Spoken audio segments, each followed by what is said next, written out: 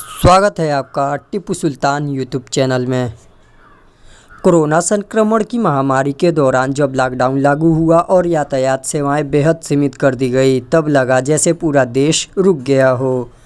सड़कें सूनी पड़ गई, रेल की पटरियों पर सिर्फ मालगाड़ियां दिखाई देने लगी, खचाखच भरे रहने वाले स्टेशन वीरान हो गए, हवाई अड्डों पर सन्नाटा पसर गया और आसमान का सीना चीरने वाले विमान हैंगर में समा गए। यह अभूतपूर्व था, लेकिन इसने हमें यातायात की ज़रूरत और महत्ता के बारे में गहराई से सोचने पर मजबूर भी कर दिया।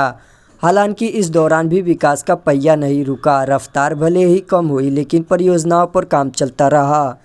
नए साल 2021 में यातायात और परिवहन परियोजनाओं के विस्तार का मौका होगा और उम्मीद है कि अपना देश सभी चुनौतियों को मात देते हुए विकास की नई गाथा लिखेगा। घरेलू विमान सेवा से जुड़ेंगे दुर्गम और अहम क्षेत्र।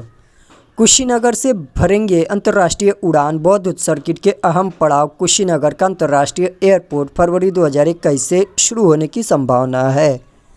पहली उड़ान के लिए श्रीलंका को आमंत्रित किया गया है। इस उड़ान के साथ कुशीनगर बौद्ध देशों से सीधे जुड़ जाएगा। अभी तक बौद्ध अनुयायी दिल्ली या कोलकाता होते हुए कुशीनगर आते थे, ऐसे में उनका यहाँ रुकना कम होता था।